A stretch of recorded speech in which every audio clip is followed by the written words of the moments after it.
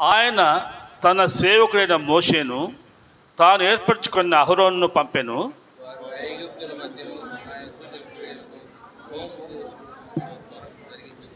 ఆయన అంధకారం పంపి చీకటి కమ్మజేసెను. వారు ఆయన మాటను ఎదిరింపలేదు. వారి దేశంలో కప్పలు నిండెను. అవి వారి రాజుల గదులలోనికి వచ్చెను.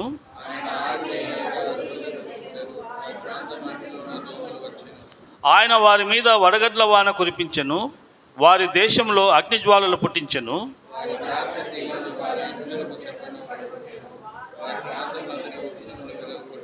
ఆయన ఆజ్ఞయగా పెద్ద మిడతలను లెక్కలేని చీడపురుగులను వచ్చెను. పరిశుద్ధ ఆత్మదేవా స్తోత్రం తండ్రి. ప్రభా, ఈ దినం నీ దినం తండ్రి. నీ విశ్రాంతి దినములో నా ప్రభా మేము చిన్న మందగా నిన్ను ఆరాధించి స్తుతించి మహింపరిచిన విధానాన్ని బట్టి నీకు వందనాలేసయ్యా, వందనాలేసయ్యా. ప్రభా నా తండ్రి నాయన, ప్రార్థన ద్వారా, పాటల ద్వారా నా తండ్రి నాయన, కీర్తన భాగము ద్వారా తండ్రి నువ్వు మాతో మాట్లాడిన విధానాన్ని బట్టి నీకు వందనాలేసయ్యా. ప్రభా నా తండ్రి నాయన, ఈ దినం జరగబోయే స్తుతి ఆరాధనలో మీరు ఉండండి తండ్రి. అయ్యా, వాక్య పరిచర్లుగా మీ బిడ్డను మీరు వాడుకోండి నాయనా తండ్రి. ఆ వాక్యం మాకు నా తండ్రి సిద్ధపడి వచ్చిన్నాడు నీ దైవదాసుడు నా ప్రభా.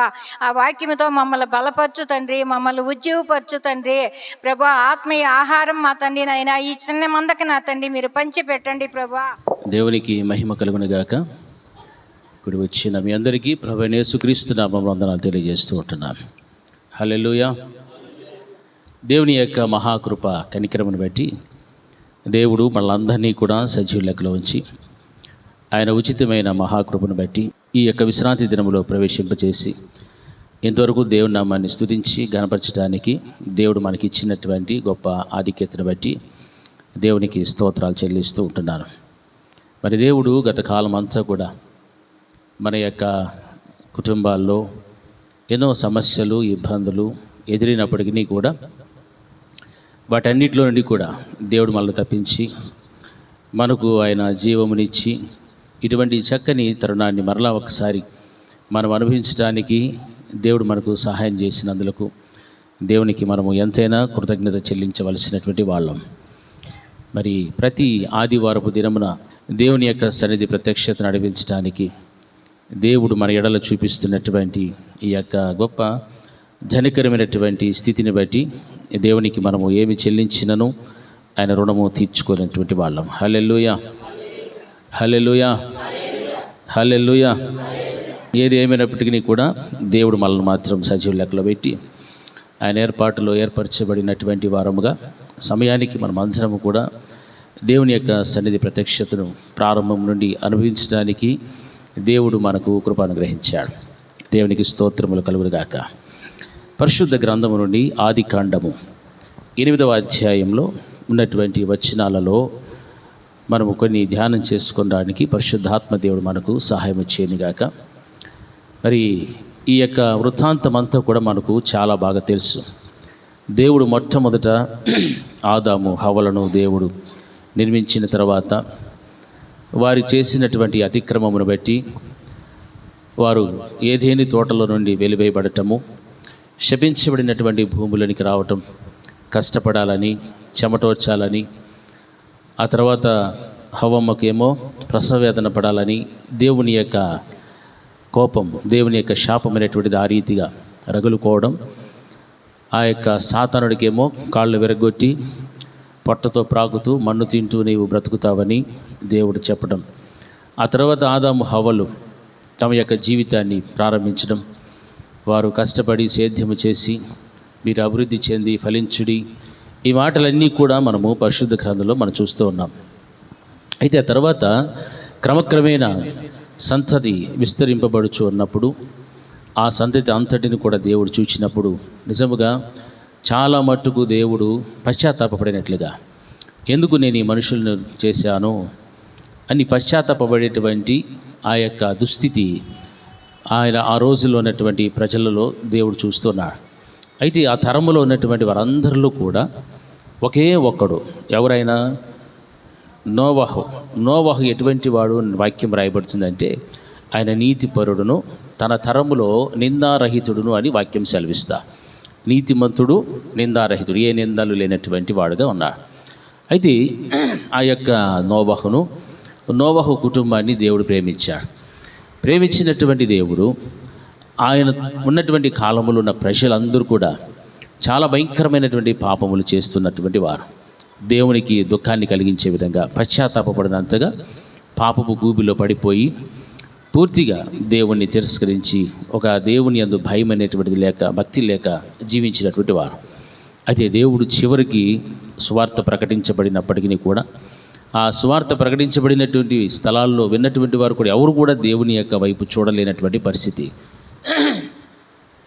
పాపం ఆ యొక్క చేసినటువంటి దానిని బట్టి దానివల్ల వచ్చేటువంటిది ఏమిటి?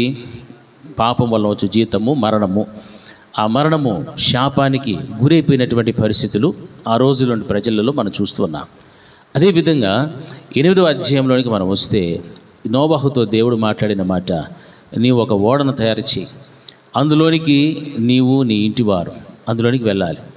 అంతేకాదు కానీ మనుషులతో పాటు నేను నిర్మించినటువంటి భూజంతువులను, పక్షులను అన్నిటినీ కూడా నీవు ఆ ఓడలోనికి తీసుకుని వెళ్ళాలి. అంటే 2 జతలుగా నీవు తీసుకుని వెళ్ళి తిరిగి ఆ యొక్క సంతతి ఉత్పత్తి అవటానికి వీటన్నిటితో పాటు నీవు నీ కుటుంబము కూడా ఉండాలి అని దేవుడు చెప్పాడు. మరి నోవహు దేవుడు చెప్పినట్లుగా ఓడను తయారు చేసిన తర్వాత ఆ యొక్క దేవుని యొక్క మాటలు ఏవైతే ఆ యొక్క నోవహుతో మాట్లాడాడో ఆ యొక్క దినాలలో ఖచ్చితంగా దేవుడు నెరవేర్చాడు. ఓడను తయారు చేయించి ఆలస్యం చేయలేదు. ఓడలోనికి ప్రవేశించిన తర్వాత దేవుడు ఆ ఓడ యొక్క తలుపులను మూసివేశాడు. దేవుడు మూసివేసిన తర్వాత అక్కడ జరిగినటువంటి విషయం ఏమిటంటే జలప్రళయం వస్తుందని దేవుడు ముందుగా చెప్పాడు. ఈ జనములందరినీ కూడా, ఈ ప్రజలందరినీ కూడా, సృష్టించిన సృష్టి అంతటిని కూడా నేను జలప్రళయం ద్వారా నశింపచేస్తూ ఉన్నా అని దేవుడు చెప్పిన మాటలు ఆ యొక్క నోవహు కాలంలో నెరవేర్చబడ్డాయి. పూర్తిగా నాశనం అవటానికి దేవుని యొక్క ప్రణాళిక, దేవుని యొక్క ఆలోచన ఏ విధంగా అయితే కలిగేదో అదే రీతిగా ఆ యొక్క నోవహు దినములలో జలప్రళయం రావటం జరిగారు. జలప్రళయం వచ్చిన తర్వాత అక్కడ ఉన్నటువంటి మనుషులు, జంతువులు, పక్షులు అన్నీ కూడా ఏమైపోయాయి? అన్నీ కూడా నశించిపోయాయి. ఎన్ని రోజులు వచ్చేది? 40 రోజులు జలప్రళయం కలిగారు. 40 రోజులు జలప్రళయం, ఆకాశపు తూములు, భూమిలో ఉన్నటువంటి భూగర్భ జలాలను అన్నిటిని కూడా దేవుడు విడుదల చేసి ఆ పైనున్న జలములు, కిందున్న జలములకు మధ్య మనుషులతో పాటు ఉన్నటువంటి సమస్తము కూడా ఏమైపోయేదంటే నాశనం అయిపోయారు. మరి అటువంటి విధంగా నాశనం అయిపోయి ఆ యొక్క నీళ్ళన్నీ కూడా ఇంకిపోవడానికి ఎంతకాలం పట్టేది అని వాక్యంలో మనం లెక్కలేస్తే దరిదాపు 10 నెలల పైన మనకు కనిపిస్తుంది. అంటే ఇంచుమించు 300 దినములు, 300 రోజులు కూడా ఆ యొక్క నోవహు కుటుంబం ఎలాగుంది అని మనం గమనిస్తే ఓడలోనే ఉన్నారు. ఆ ఓడలో ఉన్నటువంటి కుటుంబాన్ని దేవుడు ఏం చేశాడు? జ్ఞాపకం తెచ్చుకున్నాడు. భూమి మీద ఉన్నటువంటి ఆ జలములన్నీ కూడా ఆరిపోనట్లుగా ఆయన భూమి మీద వాయు విసిరినట్లుగా చేయటం వలన నీళ్లు తగ్గుతూ రావడం ప్రారంభించారు. దేవుడు జ్ఞాపకం చేసుకోకపోతే ఆ యొక్క అరారతు పర్వతం మీద నిలబడినటువంటి ఓడ అక్కడే ఆగిపోయి ఉండేటువంటిది. అయితే ఆ కాలంలో ఆ తరము వారిలో నోవహు నిందారహితుడు, నీతిమంతుడు కాబట్టి ఆ కుటుంబాన్ని దేవుడు రక్షించాడు. రక్షించినటువంటి కుటుంబాన్ని తిరిగి జ్ఞాపకం చేసుకొని భూమి మీద వారు విస్తరించి అభివృద్ధి చెంది ఫలించినట్లుగా దేవుడు వారి యొక్క జీవితాలను జ్ఞాపకం తెచ్చుకొని ఆ విధంగా వారి యొక్క జీవితంలో గొప్ప కార్యాలు చేయడానికి దేవుడు ఇష్టపడ్డాడు. అయితే ఆయన గాలిని విసిరి చేసిన తర్వాత 7వ నెలలో అరారతు పర్వతం మీద ఉంది. ఆ తర్వాత 10వ నెల వరకు కూడా క్రమంగా తగ్గుచూ వచ్చేది. 10వ నెల మొదటి దినమున కొండల శిఖరాలకు కనిపిస్తూ ఉంది. అక్కడి వరకు వచ్చారు. ఆ తర్వాత 45 దినములు. ఆ 45 దినములైన తర్వాత నోవహు తాను చేసిన ఓడ కిటికీని తీసి ఒక కాకిని పంపినట్లుగా వాక్యంలో మనకు చూస్తున్నాం. ఆ కాకి వెళ్ళిన కాకి వెళ్ళినట్టుగానే ఉండిపోయాది. అది తిరిగి ఎక్కడ కానీ దానికి స్థలం లేకుండా అలాగే తిరుగుతూ ఉండిపోయారు. ఆ తర్వాత నోవహు చేసినటువంటి కార్యం ఏమిటంటే, మరియు నీళ్లు నేల మీద నుండి తగ్గినవో లేదో చూసటానికి అతడు తన యొద్ద నుండి నల్ల పావురం ఒకటి వెలుపలికి పోవిడిచెను. నీళ్లు భూమి అంతటి మీద నందున తన అరకాలు నిలుపుటకు దానికి స్థలములు దొరకలేదు కనుక ఓడలోనున్న అతని యొద్దకు తిరిగి వచ్చాను. అప్పుడు అతడు చేయి చాపి దాన్ని పట్టుకొని ఓడలోనికి తీసుకొనెను అనేటువంటి మాటలు మనం గమనిస్తూ ఉంటున్నాం. నా ప్రియమైనటువంటి దేవుని బిడ్డలారా, మొట్టమొదట నోవాహు పంపినటువంటిది కాకి. ఆ కాకి మాత్రం ఏం చేస్తోంది? అది ఇంకిపోయేంత వరకు నీళ్లు ఇటు అటు తిరుగుతూనే ఉంది, కానీ అది ఎక్కడి నుండి వచ్చేదో అక్కడికి మరలా వెళ్ళలేదు.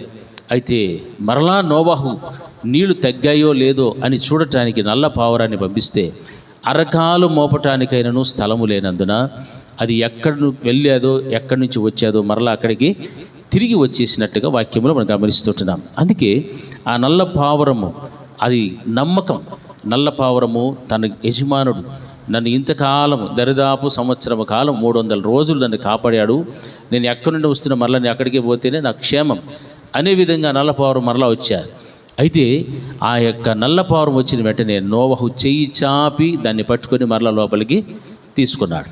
అంటే ఈ వాక్యములో మనం గమనిస్తున్నప్పుడు మరి 7 దినముల తర్వాత మరలా తాళి ఆ నల్ల పావురమును ఓడలో నుండి వెలుపలికి విడిచిన తర్వాత అది సాయంకాలమున అది అతని వద్దకు వచ్చినప్పుడు త్రుంచబడిన ఒలీవ చెట్టు ఆకు దాని నోట ఉండిన గనుక నీళ్లు భూమి మీద నుండి తగ్గిపోయినని నోవహునకు తెలిసెను. హల్లెలూయా. 2 చేతులు ఎత్తి చెప్పాలమ్మా, హల్లెలూయా. తన నోట ఏం తీసుకొని వచ్చారు? ఒలీవ చెట్టు ఆకును, తుంచబడినటువంటి ఆకును నోట్లో పెట్టుకొని వచ్చారు. అప్పుడు నోవహుకు ఒక సూచన. ఇంత పెద్ద జలప్రళయం జరిగినప్పుడు ఆకాశమున్న జలములు, భూగర్భ జలములు అన్నీ కూడా దేవుడు విడుదల చేసి సమస్తమును కూడా నశింపచేసినప్పుడు ఏ మనుష్యుడు కూడా బ్రతకడానికి వీలు లేనంత మట్టుకుగా ఏ పక్షి, ఏ చెట్టు, ఏ జంతువు ఏది కూడా బ్రతకలేదు, అన్నీ కూడా నశించిపోయాయి. నశించిపోయినటువంటి దానిలో నుండి సజీవముగా అది కుళ్ళిపోకుండా, నశింపబడకుండా, దాని దగ్గరకు నాశనం అనేది రాకుండా ఏది సజీవంగా ఉన్నది అని అంటే ఒక్క ఒలీవ చెట్టు మాత్రమే అక్కడ మనకు అనిపిస్తోంది. ఆ ఒలీవ చెట్టు ఒక్కటే ఉంది అని అంటే అది నిజముగా అది సజీవంగానే ఉంది, అది బ్రతికే ఉంది, దానికి నాశనం రాలేదు. కాబట్టి అరకాలు మోపటానికి కూడా ఆస్కారం లేనటువంటి ఆ పావురము పొయ్యి వెనక వచ్చేసాదో మరలా 2వ పర్యాయం వెళ్ళినప్పుడు అక్కడ ఏం తీసుకొచ్చేదంటే ఆ నీళ్లలో నుండి సజీవంగా ఉన్నటువంటి ఆ ఒలీవ చెట్టు చిగురించటం, ఆ చిగురించినటువంటి ఆ మొక్కను, ఆ యొక్క ఆకులను తీసుకొని వచ్చినట్లుగా వాక్యంలో గమనిస్తూ ఉంటున్నాం.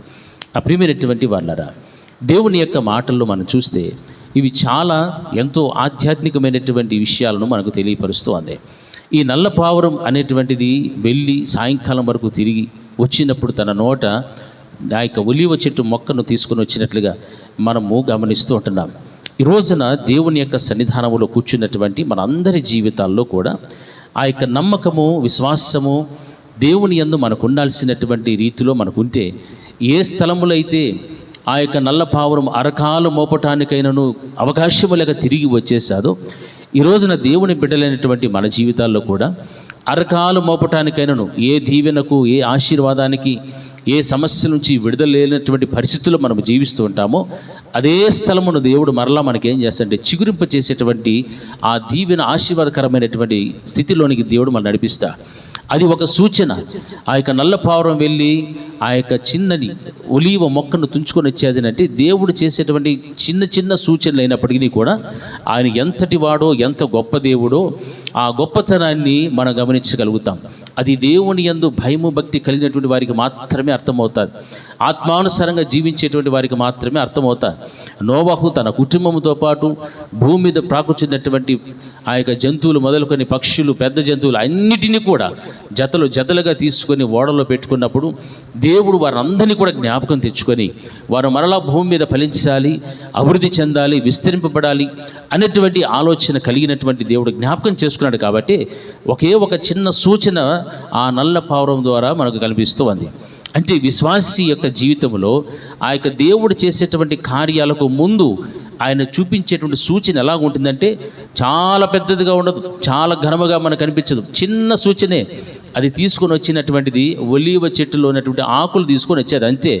దానికి గుర్తు ఏమినంటే అంత పెద్ద వర్షము, తుఫాను, భూగర్భ జలాలు, ఆకాశ జలములు పడి అరారతు పర్వమైతే నిలబడినటువంటి ఆ యొక్క ఓడ, అంటే మనకు తెలిసినట్టుగా ఎవరెస్ట్ శిఖరము మనకు అన్నిటికంటే ఎత్తైనటువంటిది.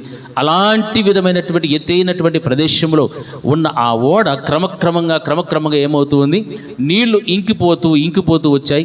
ఆ తర్వాత చిన్న చిన్న కొండల మీదకి వచ్చేది. ఆ తర్వాత నేరుగా భూమి మీదకి రావటం. ఆ భూమి మీద ఉన్నటువంటి జలములలో నుండి సజీవంగా లేపబడినటువంటి ఆ ఒలీవ మొక్క అనేటువంటిది బ్రతికే ఉన్నది. హల్లెలూయా. ఆ ఒలీవ మొక్క బ్రతికే ఉంది.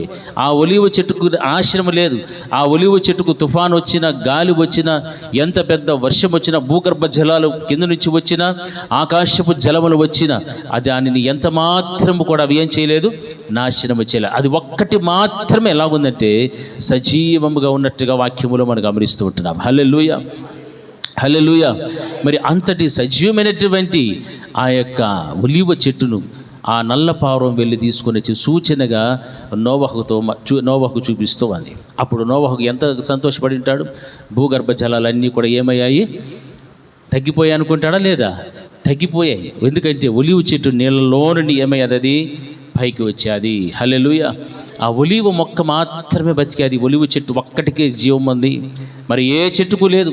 దానికంటే బలమైనటువంటి చెట్లు ఉండొచ్చు, దానికంటే పొడుగాటి చెట్లు ఉండొచ్చు, దానికంటే వెడల్పైనటువంటి వృక్షాలు ఉండిండవచ్చు, పెద్ద పెద్ద వృక్షాలు ఉండిండవచ్చు. అన్నీ కూడా ఏమైపోయాయి, నాశనమైపోయాయి. దేవుడు నాశనము చేసినటువంటి పరిస్థితి అందులో మనం చూస్తే, ఆ నాశనములో నుండి కూడా దేవుడు ఒలీవ చెట్టును మాత్రం ఒక సూచనగా నోవహు కుటుంబాన్ని జ్ఞాపకము చేసుకున్నప్పుడు ఆయనకు ఒక సూచన కావాలి. ఆ సూచన ఏదో కాదు, నల్ల పావురము తీసుకొచ్చినటువంటి ఒలీవ చెట్టు యొక్క ఆ యొక్క చిన్న ఆకులతో ఉన్న కొమ్మ. హల్లెలూయా. అంటే దాని వెనకల ఎంత గొప్ప కార్యం చేశాడు దేవుడు. ఆ భూమి మీద వాయువును విసరజేశాడు, నీళ్ళన్నీ ఇంకిపోయేటట్లు చేశాడు. అంత ఎత్తైనటువంటి పర్వతం మీద ఉన్నటువంటి నీళ్లు ఇంకిపోవాలంటే ఎంతకాలం పడుతుంది? కొన్ని సంవత్సరాలు పడతాయి. నోవహు 40 రోజుల జలప్రలయం వచ్చిన తర్వాతనే వారి కుటుంబం అంతా కూడా దరిదాపు 1 సంవత్సరం రోజులు ఓడలోనే బ్రతకాల్సిన పరిస్థితి వచ్చారు. మరి ఆ నీళ్ళన్నీ కూడా దేవుడు జ్ఞాపకం చేసుకోకుండా అలా విడిచిపెడితే అవి ఇంకిపోవడానికి ఎంతకాలం పడుతుంది? ఎన్నో సంవత్సరాలు పడుతుంది. అన్ని సంవత్సరాల పట్టనీయకుండా దేవుడు ఆ కుటుంబాన్ని జ్ఞాపకం చేసుకొని తిరిగి ఆయన చూపించినటువంటి ఆనవాళ్ళు, ఆ సూచన ఏది అంటే ఆ నల్ల పావురము తీసుకొచ్చినటువంటి ఆ ఒలీవ మొక్క. హల్లెలూయా. గట్టిగా దేవుని స్తోత్రం చెప్పండి. హల్లెలూయా. ప్రతిసారి ఇట్లే చెప్పాలా, చెప్తేనే మీ జీవితంలో కూడా దేవుడు ఒక చిన్న సూచన చూపిస్తాడు. ఆ సూచనను బట్టి నీ వెనకాల ఎంత గొప్ప కార్యము చేయబోతాడో దాన్ని బట్టి నీకు అర్థమైపోతాయి. హల్లెలూయా. ఆ సూచన నాకు ఇంకా రాలేదు అని మీరు ఏం చేస్తున్నారు తెలిసినా? ఎదురు చూస్తున్నారు. ఎన్నో సమస్యలు ఉన్నాయి, ఇబ్బందులు ఉన్నాయి, నిందలు వస్తున్నాయి, అవమానాలు వస్తున్నాయి. కానీ దేవుడు ఏమి కానీ నా పట్ల చేయలేదే. ఉన్న అప్పులన్నీ అట్లే ఉన్నాయి, రావాల్సినవి అట్లే ఉన్నాయి, ఆరోగ్యం అట్లే ఉంది, వ్యాధి అట్లే ఉంది, బాధలు అట్లే ఉన్నాయి, కుటుంబంలో కలతలు అట్లే ఉన్నాయి, ఏమీ జరగలేదు. కానీ దేవుడు నీకేం చూపెట్టాలా? ఒక సూచన చూపెట్టాలి. నోవహు కుటుంబాన్ని దేవుడు ఏం చేసుకున్నాడు? ఏం చేశాడమ్మా? 8వ అధ్యాయము ప్రారంభ వచనంలో ఏముంది అక్కడ? సమస్తమును, నోవహును, సమస్త జంతువులను, పశువులను దేవుడు, అది చెప్పాలి, ఏం చేసుకున్నాడు? జ్ఞాపకం చేసుకున్నాడు.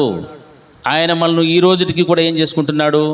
జ్ఞాపకం చేస్తూనే ఉన్నాడు. జ్ఞాపకం చేసుకుంటున్నాడు కాబట్టి మనమందరము కూడా సజీవుల లెక్కలో జీవిస్తూ ఉంటున్నాం. మనల్ని దేవుడు జ్ఞాపకం చేసుకోకుండా ఉంటే మనం ఏమైపోయినటువంటి వాళ్ళమో మనకు తెలియదు. హల్లెలూయా.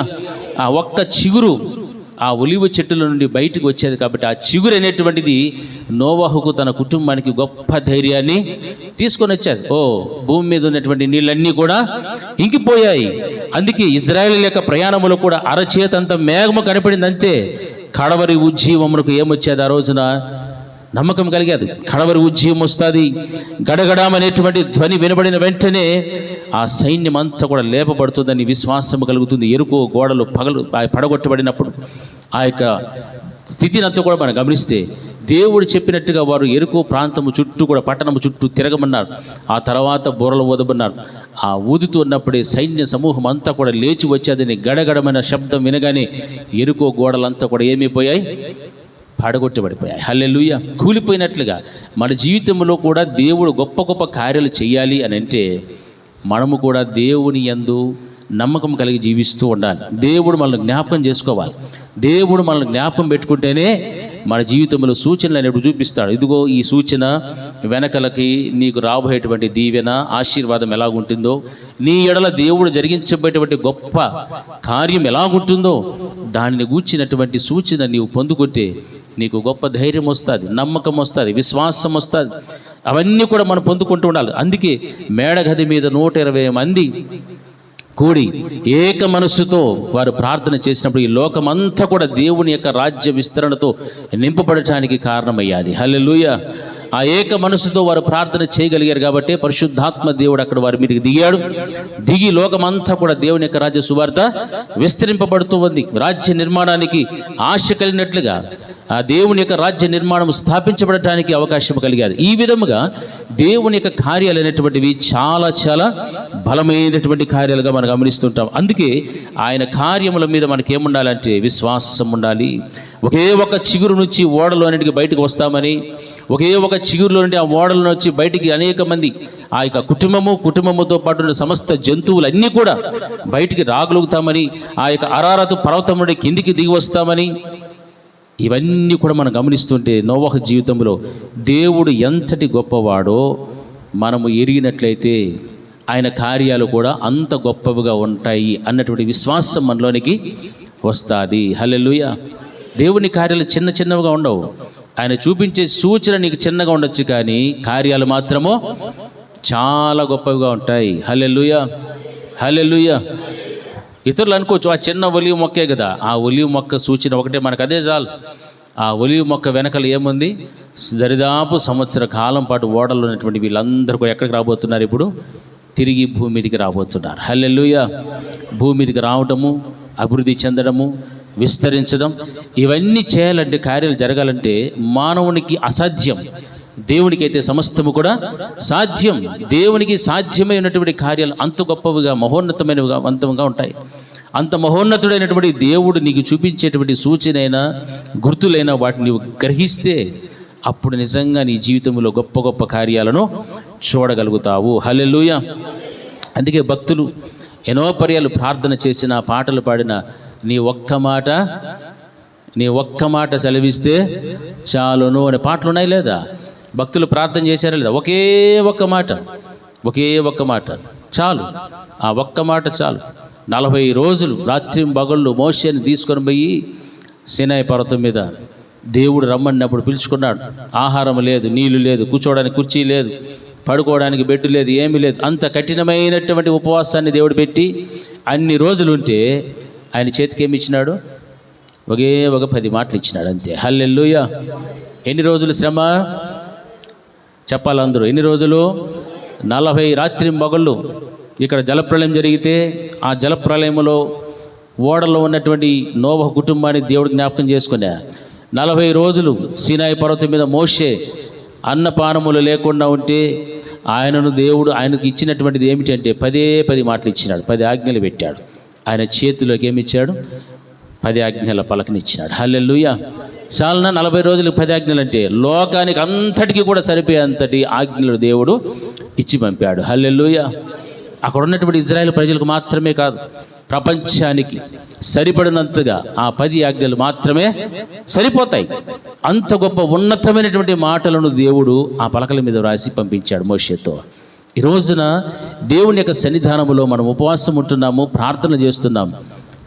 ఆ ప్రార్థనల ద్వారా నీవు మరలా దేవుని ఎదురు నుండి ఏదో ఒకటి పొందుకొని వెళ్ళాలి.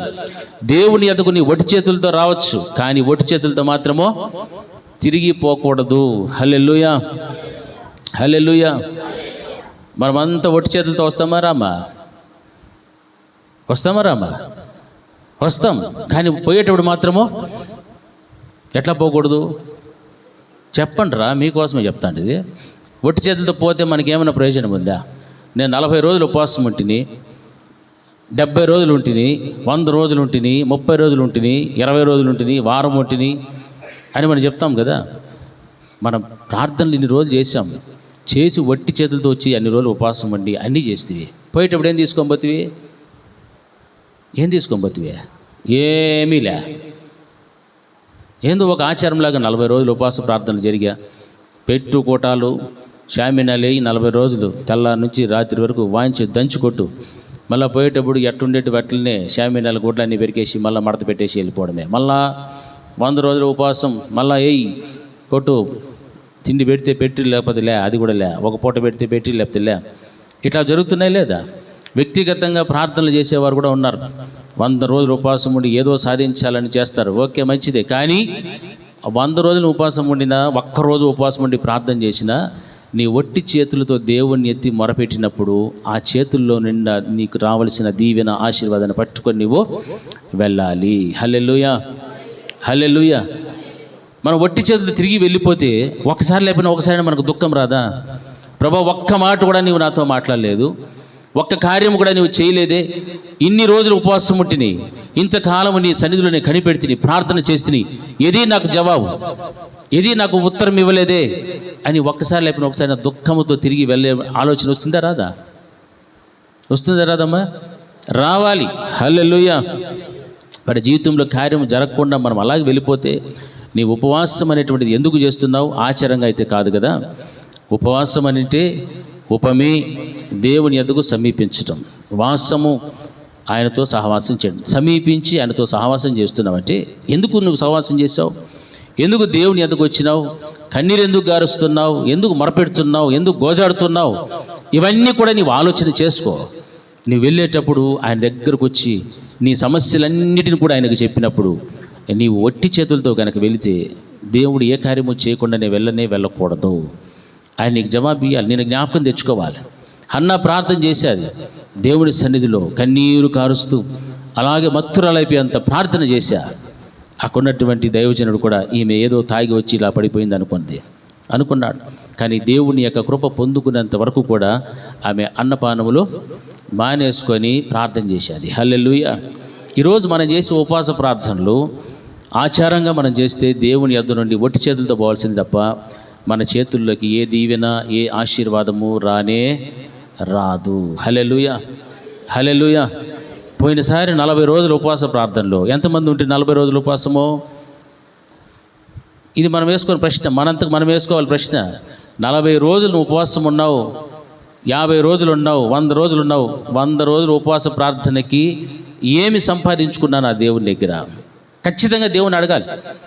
మనం యథార్థముగా నమ్మకముతో మనం దేవుని సన్నిధిలో ప్రార్థనతో కనిపెడితే ఖచ్చితంగా ఆ రోజున 40 రోజులు జరిగినటువంటి ఆ కురిబడినటువంటి జలప్రళయంలో ఆ ఓడలో ఉన్నటువంటి వారిని దేవుడు జ్ఞాపకం చేసుకొని నీళ్లను ఇంకిపోజేసి ఎత్తైనటువంటి స్థలముల నుండి కిందికి దింపి ఆ యొక్క ఆయన నేలగా చేసి దాంట్లో విస్తరించడానికి, అభివృద్ధి చెందటానికి దేవుడు కృప చూపెట్టాడు.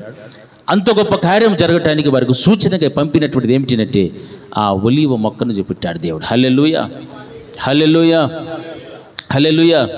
దేవుడు మన జీవితంలో గొప్ప గొప్ప కార్యాలు చేయాలి అంటే ఆయన సూచనగా ఆ రోజున ఒలీవ చెట్టుని ఎలాగైతే చూపెట్టాడో సంఘములో ఉన్నటువంటి ప్రతి విశ్వాసి కూడా ఒక ఒలీవ చెట్టు వలె ఉండాలి, ఒక ఒలీవ మొక్క వలె ఉండాలి. అంటే నిన్ను బట్టి దేవుడు గొప్ప గొప్ప కార్యాలు చేయాలి.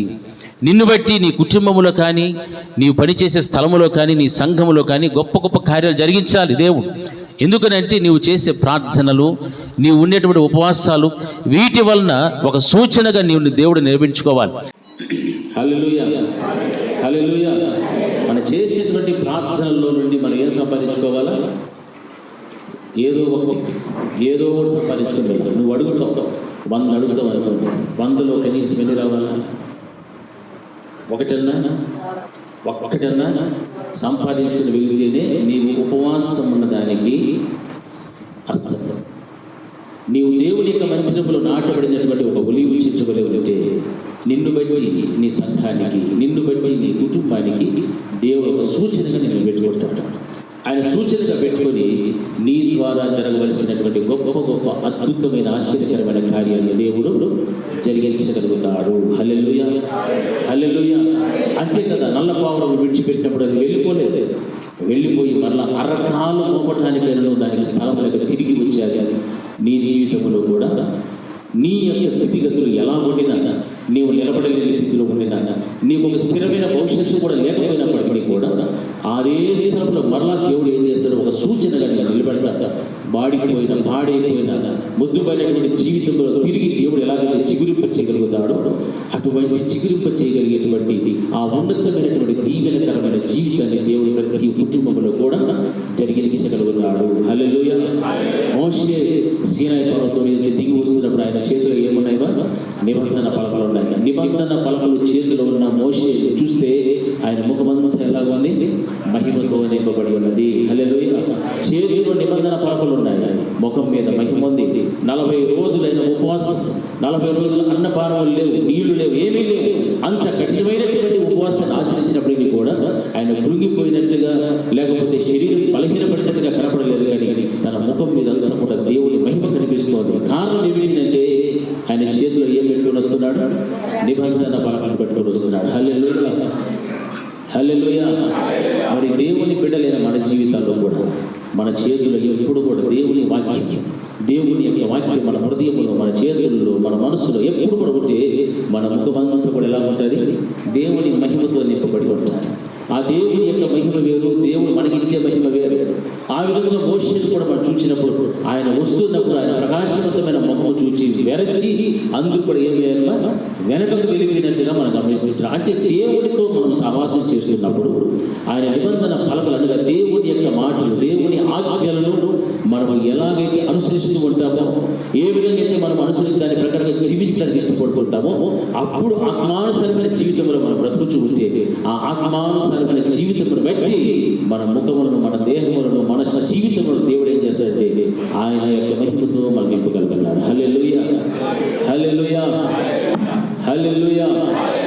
నేను మాట చెప్తాను, చాలా జాగ్రత్తగా. వారం వారము మనం వినే వాక్యము మర్చిపోతూ ఉంటే మనకు ముందున్న ఫ్యూచర్ మీద ఏమన్నదో ఏ విధమైన హోప్స్ మనకు లేవు గుర్తుపెట్టుకోవాలి. అంతే. పోయిన వారం విన్న వాక్యం మనకు తెలియదు, అంతకుముందు వారం విన్న వాక్యం మనకు తెలియదు. రాబోయేటువంటి దినాల్లో నీ జీవితం ఎట్లా ఉంటుందో, నీ ఫ్యూచర్ ఏమిటో నీకు తెలియదు. దాని మీద ఆశలో వదులుకోండి, ఆశ వదులుకోండి. అంతే. ఈ రోజు విన్న వాక్యము అది మన హృదయంలో భద్రం చేసుకుంటే, జ్ఞాపకం పెట్టుకుంటే దాని ప్రకారంగా మనం ఏం చేస్తాము చెప్పాలి, దాని ప్రకారంగా జీవిస్తాం. దీన్ని ఇక్కడే విని ఇక్కడే విడిచిపెడితే వచ్చే వారం లేకపోతే వచ్చే సంవత్సరం నువ్వు ఏమవుతావో కూడా నీకు తెలియని పరిస్థితుల్లో, అయోమయ పరిస్థితుల్లో ఉండిపోతావు. ఏ కారణం అంటే విన్న వాక్యం మర్చిపోయినా దాని బదులు మందిరానికి రాకుండా ఉంటే కూడా మంచిదే. ఎందుకు ఈ మాట చెప్తున్నా తెలిసిన, ఎక్కువ వాక్యం తెలుసుకున్న వాళ్ళకి దాని ప్రకారం జీవించకపోతే ఎక్కువ శిక్ష పడుతుంది. మొన్న శుక్రవారం చెప్పుకున్నాం మేము ఈ మాటలు, శుక్రవారం రోజు చెప్పాను ఈ మాటలు. ఎక్కువ వాక్యం తెలిసిన వాడికి ఎక్కువ ఏముంటుంది చెప్పండి రా, ఏముంటుంది మా వాక్యానుసారంగా జీవించడం మేల లేకపోతే శిక్షకు పాత్రలు అవడం మేల? వాక్యానుసారంగా బ్రతుకుతున్నావంటే ఏ స్వామి ఎప్పుడు వచ్చినా నువ్వేమవుతావని నమ్మకం ఉంటుంది, నీకు ఉంటుందా ఉండదా? వాక్యానుసారంగా జీవించలేదు, వాక్యం అంతా తెలుసు, నాకు ఫుల్గా తెలుసు, కానీ దాని ప్రకారం జీవించలే, నీకేముంటుంది? ఫుల్గా ఒకటే మంట, ఒకటే సెగ, ఒకటే డ్యాన్స్. ఇప్పుడు ఇక్కడ కొంతమంది డ్యాన్సులు వేసి ప్రాక్టీస్ చేస్తూ ఉంటారు, చూసినారు కదా, బ్రేక్ డ్యాన్సులు. ఆడ మగ తేడా తెలియకుండా, చిన్న పెద్ద తేడా లేకుండా యవనస్తులు, ముసలి అందరూ వేసే పనే. ఓహో, డ్యాన్సులు వేస్తా అంటే దాంట్లో మునిగి తేలుతా ఉంటే ఇవంతా దేనికి తెలిసినా నరసక ప్రాక్టీస్. ఎక్కడికి? నరకంలో ప్రాక్టీస్కి, లోకంలో ప్రాక్టీస్ చేస్తున్నారు. అక్కడ డ్యాన్స్ వేయడానికి ఇక్కడ ప్రాక్టీస్ చేస్తున్నారు. ఈ డ్యాన్సులు అక్కడ పోయి డ్యాన్సులు వేసుకోవచ్చు, కానీ వాక్యానుసారంగా మనం ఇక్కడ ప్రాక్టీస్ చేస్తే ఎక్కడికి పోతామో నోరు తెరిచి చెప్పండి రా, ఎక్కడికి పోతామో? అది ఎవరిది? ఆ రాజ్యం ఎవరిది? యేసు చెప్పాడా లేదా? ఎప్పుడు చెప్పాడు? అది హల్లెలూయా. అది ఏం తీర్పుమా? అన్యాయమైన తీర్పు జరిగేది కదా. అన్యాయమైన తీర్పు జరుగుతున్నప్పుడు పిలాతు దగ్గర దేవుడు ఏం చెప్పినాడు? ఈ లోక సంబంధమైంది నా రాజ్యమో కాదు, అలాగయ్యుంటే నా సేవకులు వచ్చి పోరాడి ఉంటారు. కాబట్టి వాళ్ళు రాలే, నేనే పోరాడుతున్నాను. ఎందుకంటే నేను నా రాజ్యంలో నేను దిగి వచ్చిన, నా మహిమను విడిచిపెట్టి వచ్చిన, నా ఘనతను విడిచిపెట్టి వచ్చిన ఎవరి కోసము? పాపులైనటువంటి అందరి కోసం, మనుషులందరి కోసం నేను దిగి వచ్చిన అని దేవుడు ఆ రోజు చెప్పాడు. నా రాజ్యము ఈ లోక సంబంధమైనది కానే కాదు. హల్లెలూయా. మరి దేనికి సంబంధించింది దేవుని రాజ్యం అంటే? పరలోకానికి సంబంధించింది. ఆయన రాజ్యం అదే. అందుకే ఆ రాజ్యమును గూర్చినటువంటి అవగాహన నీకు ఉండాలి అంటే ప్రతి వారము నువ్వు వినేటువంటి వాక్యాన్ని నువ్వు జ్ఞాపకం పెట్టుకొని ఆ వాక్యానుసారంగా జీవించడం నేర్చుకో. పోయిన వారం ఏం జరిగిందో మనకు తెలియదు. 10 సంవత్సరాల క్రితం ఎవరితో అయినా గొడవ పెట్టింటే వాడు ఏం మాట్లాడినాడో మాత్రం గుర్తుంటుంది. మనం ఏమి తిన్నామో గుర్తుంటుంది, ఏమి చేసినామో, ఎవరు వచ్చినారో, మన ఇంటికి పోయిరో, ఏ బట్టలు కొంటిమో, ఏ రంగు చీర కొంటిమో, ఏ నగ కొంటిమో, ఇవన్నీ గుర్తుంటాయి. కానీ దేవుని యొక్క వాక్యం మాత్రం మనకు గుర్తుకు ఉండదు. ఏం కారణం అని అంటే సాతానుడికి నువ్వు చోటు ఇస్తుంటావు కాబట్టి వాడు విత్తనాలన్నీ కూడా ఏం చేస్తూ ఉన్నాడు? వాడు దొంగలించుకొని వెళ్ళిపోతూ ఉంటాడు. అంటే నీ విత్తనాలన్నీ ఎక్కడ పడేసుకుంటున్నావు? త్రోవలో పడవేస్తున్నావు. త్రోవ ప్రకారం పడవేస్తున్నావు కాబట్టి త్రోవలో వచ్చే పక్షులన్నీ కూడా ఏరుకొని వెళ్ళిపోయినట్టుగా సైతాను గాడు ఏరుకొని వెళ్ళిపోతున్నాడు. హల్లెలూయా, హల్లెలూయా. గట్టి చెప్పాలి, హల్లెలూయా. విత్తే ప్రతి వాక్యపు విత్తనము ఎలా ఉండాలా? మంచి నేలను పడినటువంటి విత్తనము అలాగుంటేనే ఆ విత్తనం ఏమవుతుందమ్మా? ఫలిస్తుంది, ఎదుగుతుంది, చక్కగా ఉంటుంది, జీవముతో ఉంటుంది. అప్పుడు ఆ చెట్టును అనేక మంది ఆశ్రయిస్తారు, దాని ద్వారా ఫలభరితం పొందుతారు, అన్ని లాభాలు ఉంటాయి. నీ విత్తే ప్రతి విత్తనము కూడా త్రోవప్రక్కబడినటువంటి విధిగా ఉంటే అది సాతానుడు దొంగలించుకొని పోతూ ఉంటాడు. హల్లెలూయా. అందుకే చాలామంది జీవితాల్లో, కుటుంబాలలో దేవుని వాక్యమును విన్నట్టుగా విడిచిపెట్టేస్తున్నారు. కానీ ఇందాక నాగక ప్రార్థన చేసింది, వినే వాక్యాన్ని ఎదిరించుకొని వెళ్ళిపోకుండా ప్రభువా అని మనకు అర్థమయ్యే భాషలో చెప్పింది. ఎదిరించుకొని పోకుండా దాన్ని ఏడ పెట్టుకోవాలా? ఎక్కడ పెట్టుకోవాలి? గట్టి చెప్పండి, ఎక్కడ? ఈడ ఉంటే ఇంకొద్ది రోజులకి ఈ గ్రంథం మన చేతుల్లోనే ఉంటుందా? ఉండదు. అప్పుడు ఇందులో ఉన్న వాక్యం అంతా ఏడ పెట్టుకుంటావు? దీన్ని ఎవడైనా తీసివేయడానికి అవుతుందా? ఎవడు తీయలేడు. దీన్ని తీసేయచ్చు, మనకు దూరం అయిపోవచ్చు, మన ఇంటికి దూరం అవ్వచ్చు, మన చేతికి దూరం అవ్వచ్చు, మన కంటికి దూరం అవ్వచ్చు. కానీ ఇందులో దేవుని యొక్క మనస్సు మనం ఎరిగి ఉంటే, ఆ వాక్యం అంతా కూడా మన హృదయంలో భద్రం చేసుకుంటే, ఇందులో నుంచి ఎవడు కూడా మనల్ని అందులో నుంచి తీసివేయలేడు. హల్లెలూయా, హల్లెలూయా. మనకు రాబోయేటువంటి శోధన కాలములో దేవుడు అంటాడు, నేనును నిన్నేం చేస్తా? తప్పించేదను. ఆయన తప్పించాలి అంటే ఆయన వాక్యం మన హృదయంలో పట్టుకోవాలి. అందుకే ఆ రోజున సూచనగా కనిపించినటువంటి ఒలీవ మొక్క జలప్రళయములు వచ్చినప్పటికీ కూడా అగాధ జలములు నాశనము చేయలేనటువంటి ఆ ఒలీవ చెట్టు నీవై సంఘములో ఉండాలి. జలప్రళయము లాంటి, అగాధ జలములు లాంటి శ్రమలు, శోధనలు, ఇబ్బందులు ఎన్ని నీ జీవితంలో ఎదురొచ్చినా నీ ఒక ఒలీవ చెట్టులాగా ఉండవు. నీ ఒక ఒలీవ కొమ్మ వలె నీవు దేవుని యొక్క సంఘములో స్థిరమైనగా నాటబడినటువంటి వ్యక్తిగా నీవు ఉండాలి.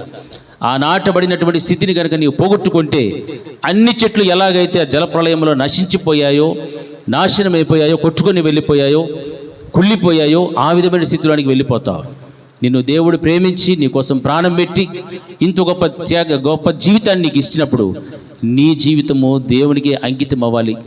నీ జీవితము సంఘములో నాటబడినటువంటి ఒలీవ చెట్టు వలె ఉండాలి.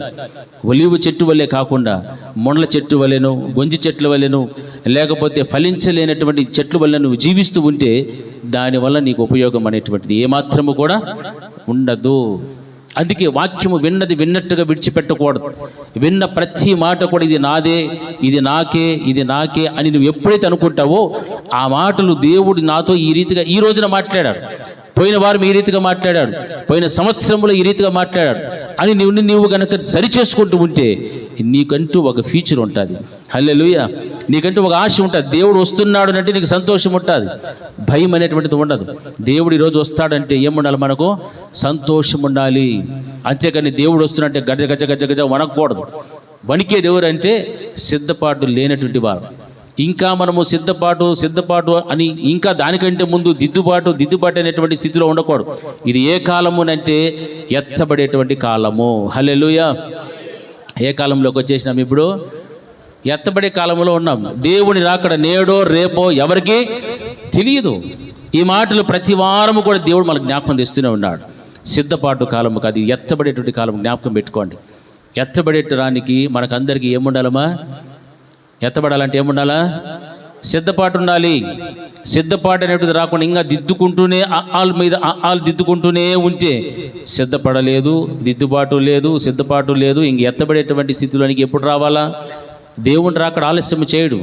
ఇక ఆలస్యం చేయకుండా ఆయన త్వరగా వస్తానని దేవుడు వాక్యం సెలవిస్తారు. ఆయన త్వరగా రాని ఉన్నటువంటి ఈ దినాలలో మనం ఉన్నప్పుడు ఇది ఎత్తబడేటువంటి కాలమే. కానీ ఇంకా మనం సిద్ధం చేసుకోవాలి, అది సర్దుకోవాలి, ఇది సర్దుకోవాలి, పెళ్ళిళ్ళు చేయాలి, అవన్నీ అయిపోయిన తర్వాత మళ్ళీ చూద్దాంలే, బాప్తీసం మళ్ళీ తీసుకుందాంలే, ఇంకా అలాగే సిద్ధపాటులో కూడా మనం అన్నిటినీ కూడా అలాగే పెండింగ్ పెట్టుకుంటూ పోతే ఎత్తబడేటువంటి దినాల్లో ఉన్నామన్న విషయాన్నే చాలామంది మర్చిపోయారు. హల్లెలూయా. ఎత్తబడేటువంటి దినాల్లో దేవుడు చెప్పినటువంటి ఆత్మ ఫలములు కలిగిన వ్యక్తిగా ఉండాలి. ప్రేమ, సంతోషము, సమాధానం, కుటుంబములో ఐక్యత, సంఘములో ఐక్యత, పరిశుద్ధత, రక్షణ, ఆయన అందు నీకున్నటువంటి సమర్పణ కలిగిన జీవితము, అభిషేకం అన్నీ కూడా క్రమము తప్పకుండా నీవు అన్నిటిలో కూడా ఎలా ఉండాలంటే అందరికంటే పై చేయి నాదే ఉండాలి, నా దేవుడు నన్ను చూచి మెచ్చుకోవాలి అన్నటువంటి స్థితి నీకు ఉండాలి. ఆ స్థితి నీలో ఉన్నప్పుడు మాత్రమే నీవు ఎత్తబడేటువంటి దినాల్లో ఉన్నావన్నటువంటి ఆ జ్ఞానము నీకు కలుగుతాయి, ఆ యొక్క స్థితి నీకు కలుగుతుంది. ఆ ఆలోచన అనేటువంటిది నీ జీవితంలో ఎప్పుడు కూడా మర్చిపోకుండా ఈ ఎత్తబడే కాలమని ఏ విధమైనటువంటి సమస్యలకు, శోధనలకు, ఇబ్బందులకు లోను కాకుండా, బలహీనతలు పడిపోకుండా దేవుని వైపే చూస్తూ నూతన బలము, శక్తి పొందుకుంటూ నీ అడుగులు ముందుకు వేస్తావు. హల్లెలూయా, హల్లెలూయా. ఇంకా అన్యాయాలు, అక్రమాలు, అసూయలు, ఈర్ష్యలు, పగలు ఇవి ఏమీ కానీ పెట్టుకోకూడదు. ఇవేమైనా అలాగ పెట్టుకొని ఉన్నామంటే ఎత్తబడే దినాల్లో ఉన్నాం. అప్పుడు ఎత్తబడేటువంటి దినం వచ్చినప్పుడు రెప్పపాటు ఒక క్షణం అంతే, దానికి ఒక రోజు కూడా దేవుడు కేటాయించలేదు. చూడండి, ఒక్క రోజు అండి 24 గంటలు కూడా దేవుడు ఇవ్వలేదు మనిషికి. 24 గంటలు ఇస్తే ప్రపంచమంతా కూడా ఏడికి వెళ్ళిపోతుంది, పరలోకానికి వెళ్ళిపోతుంది. హల్లెలూయా, హల్లెలూయా. 24 గంటలు అవసరంలే, 24 నిమిషాలు ఇస్తే కూడా సార్ ప్రపంచమే మారిపోతుంది. ఎందుకంటే నిజమైన దేవుడిని అందరూ రొమ్ము కొట్టుకుంటారు, ఏడుస్తారు. ఈయనే నిజమైన దేవుడు. ప్రతి మోకాలు వంగుతుంది, ప్రతి నాలుక ఆయన స్తుతిస్తుంది. అయ్యో ప్రభువా నీవే అని అందరికీ దేవుడు అవకాశం ఆ రోజున ఇవ్వడు. ఆయన వచ్చినప్పుడు ఎత్తబడిపోతే ఆ మిగిలినటువంటి వారు భయంకరమైన శ్రమలు అనుభవించాలి. ఆ శ్రమలలో కూడా ఎవడైనా దేవుని యందు విశ్వాసం వచ్చి నమ్మకంగా జీవించి ఆ శ్రమలన్నిటికీ ఓర్చుకొని చచ్చిపోయి హతసాక్షులైపోతే అటువంటి వాడు పోతాడు తప్ప దానికి ముందున్నటువంటి వారు ఎవరునంటే సిద్ధపడి ఎత్తబడే దినాలలో ఎత్తబడటానికి సిద్ధంగా ఉన్నటువంటి వాడు మాత్రమే పోతాడు. హల్లెలూయా, హల్లెలూయా, హల్లెలూయా. అది మనం గమనించాలి. ఇంకా మనలో ఉన్నటువంటి బలహీనతలన్నిటిని అలాగ పెట్టుకొని కప్పిపుచ్చుకొని మనం దేవుని మందిరానికి వస్తూ మనుషులను మోసం చేస్తూ కుటుంబాలలో అలాంటి స్థితి కనుక మనం కలిగి జీవిస్తుంటే ఆ ఎత్తబడేటువంటి క్షణం వచ్చినప్పుడు ఆ దినమున అంగలార్పు, రోధన అనేటువంటివి ఎదుర్కోవాల్సి వస్తాయి. నువ్వు ఎత్తబడితేవో ధన్యుడవో ధన్యురాలు, విడవబడితే దానంతటి భయంకరమైనటువంటి స్థితి మరొకటి లేదు. హల్లెలూయా. అందుకే నీవు సంఘములో నాటబడినటువంటి స్థిరమైనటువంటి ఒక ఒలీవ చెట్టు వలె ఉండాలి. దావీదు అంటున్నాడు కదా, నేనైతే దేవుని మందిరములో పచ్చని ఒలీవ చెట్టు వలె ఉన్నాను అని చెప్తాడు. చిరకాలము ఆయన యొక్క సన్నిధిలో నేను జీవిస్తాను. పచ్చని ఒలీవ చెట్టు జీవం ఉంది, దానికి జీవం ఉంది. ఈ రోజున సంఘములో ఉన్నటువంటి మనందరిలో కూడా ఏముండాలా? ఏ జీవం ఉండాలా చెప్పండి? మన ప్రాణంతో ఉన్నాం, ఈ ప్రాణం కాదు. ఆత్మీయతలో మనం ఎలా ఉండాలా? బ్రతికే ఉండాలి, బ్రతికే ఉండాలి. ఆత్మీయ జీవితంలో, ఆత్మీయతలో నిద్రపోయేవారిగా చచ్చిపోయిన శవాల్లాగా మనం ఉండకూడదు. ఆత్మీయ జీవితంలో నీవు ఎప్పుడైతే సజీవుడిగా, సజీవురాలుగా ఉంటావో అప్పుడు దేవుని యొక్క మందిరములో నీవేమై ఉంటావంటే పచ్చని పచ్చని అందరూ చెప్పాలి, పచ్చని ఒలీవ చెట్టు వలె నీవు ఉంటావు. నోవహు కుటుంబాన్ని దేవుడు జ్ఞాపకం చేసుకున్నప్పుడు సూచనగా కనిపించినటువంటిదే ఆ ఒలీవ చెట్టు. హల్లెలూయా. అది కుళ్ళిపోలే, సంవత్సరము కాలము దరిదాపు అది నీళ్ళలోనే ఉండి మగ్గిపోయి ఉండాలి, చచ్చిపోయి ఉండాలి ఆ చెట్టు. కానీ అది చావలేదు, దానికి చావనేటువంటిదే లేదు. ఏమి కారణమనంటే దేవుడు ఆ కుటుంబానికి సూచనగా ఆ ఒలీవ చెట్టును చూపిస్తూ ఉన్నాడు. హల్లెలూయా, హల్లెలూయా. నా ప్రియమైనటువంటి దేవుని బిడ్డలారా, ఈ రోజున నీవు ఒక ఒలీవ చెట్టు వలె ఉండాలి. నీ జీవితంలో ఎన్ని నిందలు వచ్చినా, అవమానాలు వచ్చినా, తిరస్కారములు వచ్చినా, నిన్ను ఎంతమంది తిరస్కరించినా దానిని బట్టి నువ్వు ప్రార్థన చేస్తున్నప్పుడు, ఉపవాసం ఉన్నప్పుడు దేవుడు నీకు ఒక సూచన చూపించినంత వరకు కూడా నీ ప్రార్థన ఆగిపోకూడదు. నీ వట్టి చేతులతో వచ్చిన నీవు దేవుని యొక్క కార్యాలను చేతపట్టుకొని వెళ్ళాలి తప్ప తిరిగి వట్టి చేతులతో మాత్రం వెళ్ళకూడదు. హల్లెలూయా, గట్టి చెప్పండి హల్లెలూయా. వట్టి చేతులతో కనుక వెళితే నువ్వు చేసిన ఉపవాసం, నీవు దేవునితో గడిపిన ఆ క్షణాలు, ఆ గడియలు, ఆ దినాలు అన్నీ కూడా వ్యర్థమైపోతాయి. అలా జవాబు రావటం లేదు అంటే నీ చేతిలో ఏముండాలా? మోషే తన చేతిలో ఏం పట్టుకొని వచ్చినాడు? నిబంధన పలకలు తీసుకొచ్చాడు. తన అంతా కూడా మహిమతో ముఖమంతా కూడా చూచి భయపడుతూ వెరశారు.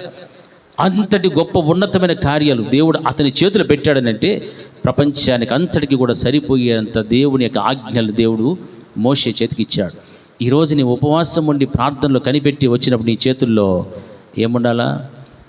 మోషే చేతికి ఇచ్చిన ఆజ్ఞలు ఎలాగైతే ప్రపంచానికి ఉపయోగపడ్డాయో, నీకు చేతిలో దేవుడిస్తే నీకు, నీ కుటుంబానికి ఉపయోగపడే ప్రయోజనకరంగా, ఆత్మీయ ఎదుగుదలగా, అభివృద్ధిలోనికి వచ్చేటువంటి ఆ ఉన్నతమైనటువంటి కార్యాలను నువ్వు దేవుని యొక్క నుండి చేతిలో పట్టుకొని రావాలి. హల్లెలూయా, హల్లెలూయా, గట్టిగా చెప్పాలి హల్లెలూయా. అది మనం చేసే ఉపవాస ప్రార్థనలో మనం సంపాదించుకోవాలి.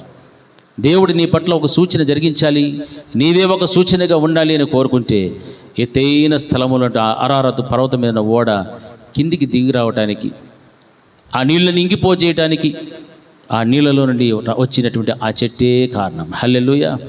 నీ జీవితంలో కూడా ఎన్నో సమస్యలు ఉన్నాయి, ఇబ్బందులు ఉన్నాయి, కష్టాలు ఉన్నాయి, నిందలు వస్తున్నాయి, అవమానాలు వస్తున్నాయి, తిరస్కారం వస్తుంది, కుటుంబంలో వస్తుంది, భర్త దగ్గర, భార్య దగ్గర, ఎన్నో రకరకములైనటువంటి స్థలాల్లో కూడా నీవు తిరస్కరించబడుతున్నావు. అయినప్పటికీ కూడా నీవు సజీవంగానే బ్రతికుండాలి అంటే దేవుని యొక్క నిబంధన పలకలు, దేవుని యొక్క వాక్యము నీతో ఉన్నంత కాలము నిన్ను ఏమి కూడా చేయజాలవు. హల్లెలూయా. నేను ఏమి చేయలేవు. ఎంతోమంది రావచ్చు నీ మీదకి, ఏమైనా చేయొచ్చు.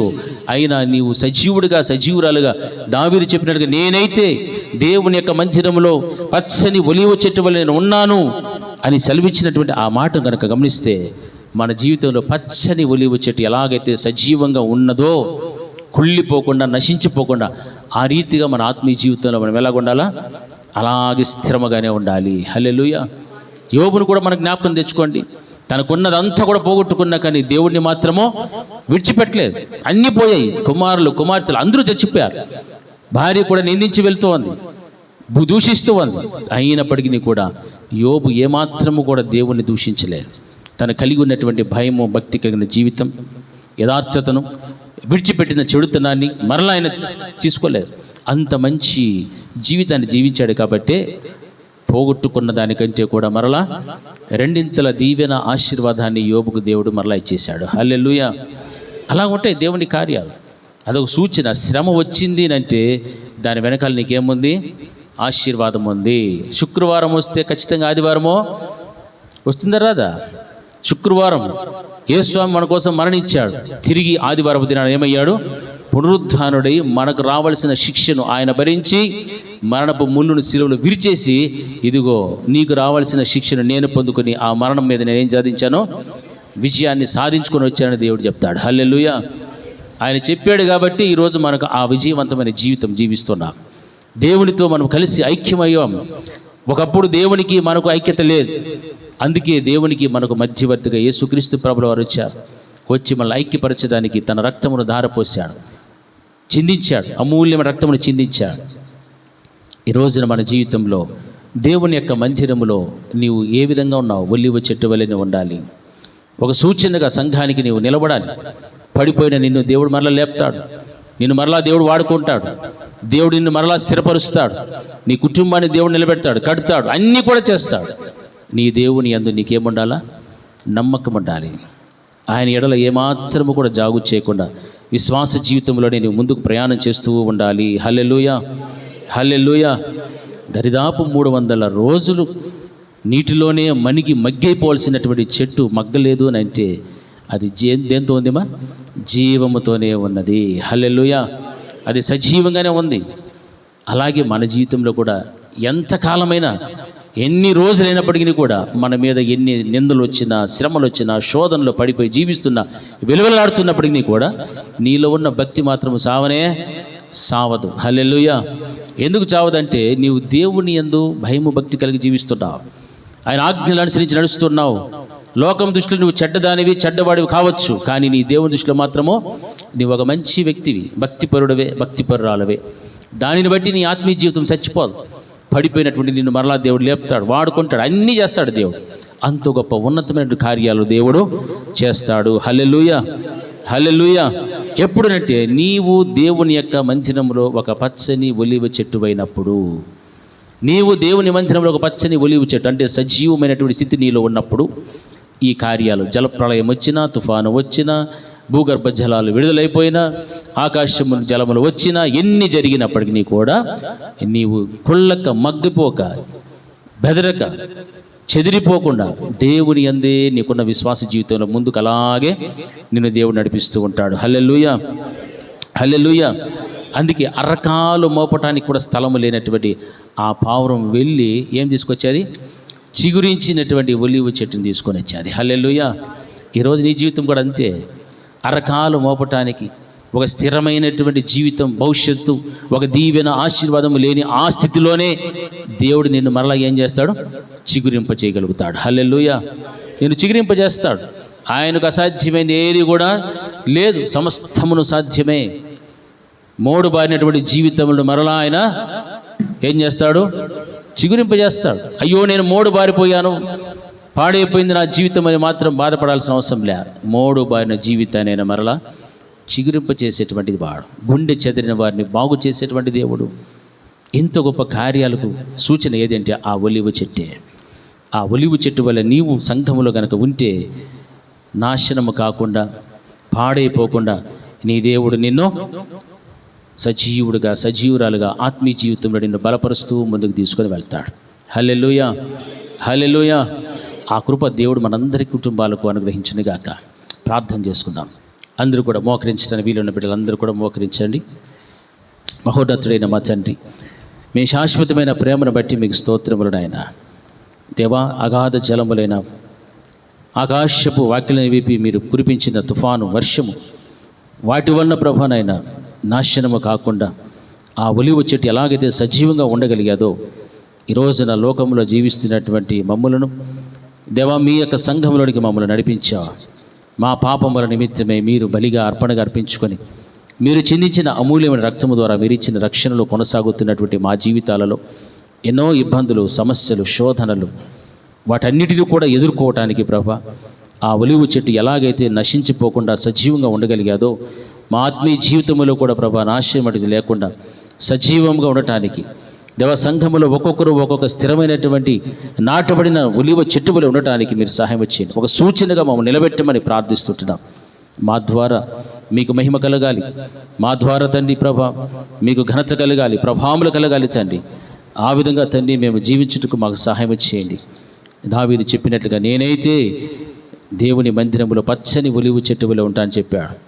మరి ఆ పచ్చని ఒలీవ చెట్టు వలె మేము కూడా జీవించినట్లుగా దేవ రాబోయేటువంటి దీవెనకు, ఆశీర్వాదానికి ఒక సూచనగా మేము జీవించినట్లు మాకు సహాయం చేయండి. కృపను అనుగ్రహించమని కూడి ఉన్న బిడ్డలందరినీ కూడా ప్రభా మీ చేతులకు సమర్పిస్తున్నాం. విత్తబడిన వాక్యం ప్రతి హృదయ అంతరంగంలో కూడా అది నాటబడి ఫలించినట్లు మీరు కృప దయచేయమని యేసు నామములో ప్రార్థించి వేడుకుంటున్నాము తండ్రి. ఆమేన్. నా ప్రాణమా యెహోవాను సన్నతించుము, నా అంతరంగమునందున సమస్తమైన పరిశుద్ధ నామమును సన్నతించుము. నా ప్రాణమా యెహోవాను సన్నతించుము, ఆయన చేసిన ఉపకారములలో దేనిని మరొకము. ఆమేన్. మన తండ్రి అయిన దేవుని ప్రేమయు, ఆయన కుమారుడైన యేసుక్రీస్తు యొక్క కృపయు, పరిశుద్ధాత్మ దేవుని యొక్క అన్యోన్య సహవాసం ఇప్పుడు ఎల్లప్పుడూ నిత్యం నిరంతరం సదాకాలం ఆయన కృపా సమాధానం మనకు, మన కుటుంబములకు తోడే ఉండి నడిపించునుగాక. ఆమేన్, ఆమేన్. అందరికీ వందనాలు. నీ కృపలేనిదే, నీ దయలేనిదే, క్షణమైన బ్రతుకలేనయా. నీ కృపలేనిదే, నీ దయలేనిదే, క్షణమైన బ్రతుకలేనయా. నేనేమై ఉన్నాను, నాకేమున్నాను, కేవలం నీ కృపే. నేనేమై ఉన్నాను, నాకేమున్నాను, కేవలం నీ కృపే. యేసయ్యా యేసయ్యా నీ కృపా చాలయ్యా. యేసయ్యా యేసయ్యా నీ కృపా చాలయ్యా. నీ కృపలేనిదే, నీ దయలేనిదే, క్షణమైన బ్రతుకలేనయా.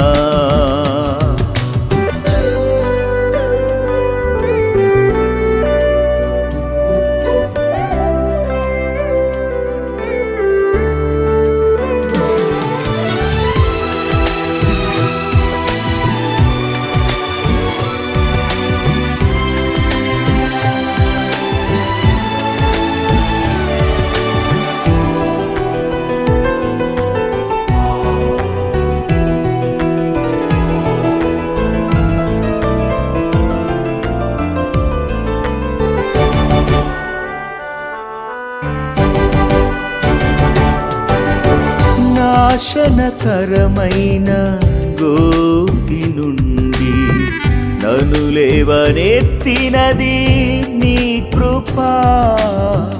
నాశనకరమైన గోతి నుండి నన్ను లేవనెత్తినది నీ కృపా. నీ కృపలోనే నా జీవితం కడవరకు కొనసాగించేదన్. నీ కృపలోనే నా జీవితం కడవరకు కొనసాగించేదన్. యేసయ్యా యేసయ్యా నీ కృపా చాలయ్యా. యేసయ్యా యేసయ్యా నీ కృపా చాలయ్యా. నీ కృపలేనిదే, నీ దయలేనిదే, క్షణమైన బ్రతుకలేనయా. నీ కృపలేనిదే, నీ దయలేనిదే, క్షణమైన బ్రతుకలేనయా.